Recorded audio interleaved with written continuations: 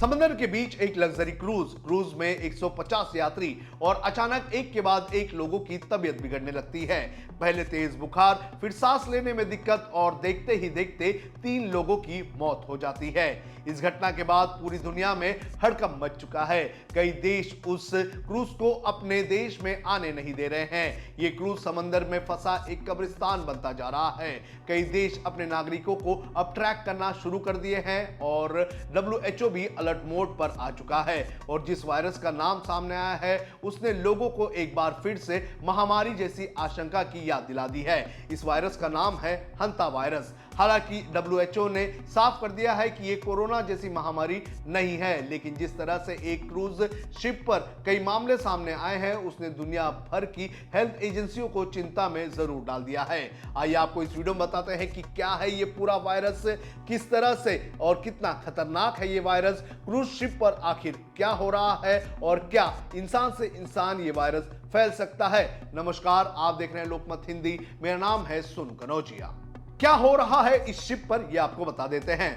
दरअसल दक्षिण अटलांटिक महासागर में चल रहे एक Dutch cruise ship MV Hondius पर अचानक कई यात्री बीमार पड़ गए। रिपोर्ट्स के मुताबिक जहाज पर सवार कुछ यात्रियों में तेज बुखार, उल्टी, पेट दर्द और गंभीर सांस संबंधी दिक्कतें देखने मिली। कुछ मरीजों की हालत इतनी गंभीर हो गई कि उन्हें मेडिकल इमरजेंसी के तहत एयरलिफ्ट करना पड़ा। अब तक इस घटना में कम से कम 3 लोगों की मौत हो चुकी है, जबकि अन्य संक्रमित या संदिग्ध मरीजों की निगरानी की जा रही है। WHO के अनुसार इस जहाज पर हंता वायरस के कई मामले सामने आए हैं और बताया जा रहा है कि जहाज पर अलग अलग देशों के यात्री मौजूद हैं। कई लोग जहाज से उतरकर अपने देश भी लौट चुके हैं, जिसके बाद कई देशों ने कॉन्टैक्ट ट्रेसिंग शुरू कर दी है।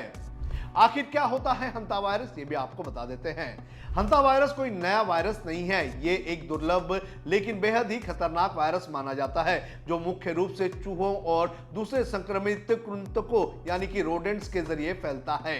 जब इंसान संक्रमित चूहों के पेशाब, मल या लार के संपर्क में आता है तब यह वायरस शरीर में प्रवेश करता है। विशेषज्ञों के मुताबिक कई बार संक्रमित जगह की धूल या हवा के जरिए भी यह वायरस इंसान तक पहुंचता है। हंता वायरस अलग अलग प्रकार के होते हैं। कुछ मामलों में ये किडनी को प्रभावित करते हैं, जबकि कुछ स्ट्रेन सीधे फेफड़ों पर हमला करते हैं और मरीज के फेफड़े तेजी से बिगाड़ देते हैं। इस वायरस के क्या लक्षण होते हैं ये भी आपको बता देते हैं।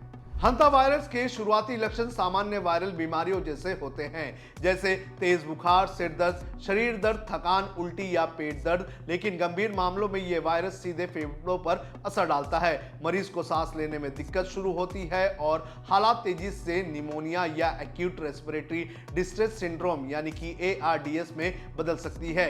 यही वजह है कि कई मामलों में मरीज की मौत भी हो सकती है। क्या यह वायरस ह्यूमन टू ह्यूमन फैलता है?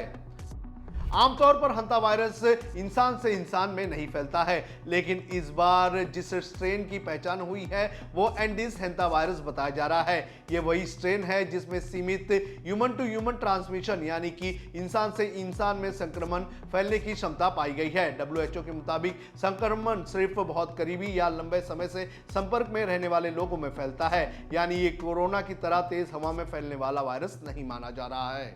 WHO अलर्ट मोड पर।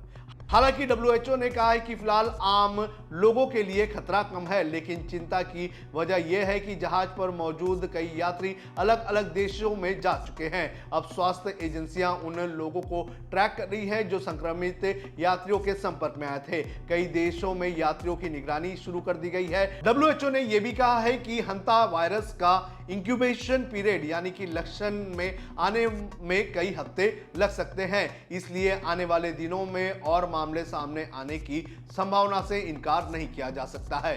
क्या हंता वायरस का इलाज या वैक्सीन है? फिलहाल हंता वायरस की कोई भी वैक्सीन उपलब्ध नहीं है। इसकी कोई निश्चित इलाज भी अभी तक जानकारी में सामने नहीं आई है।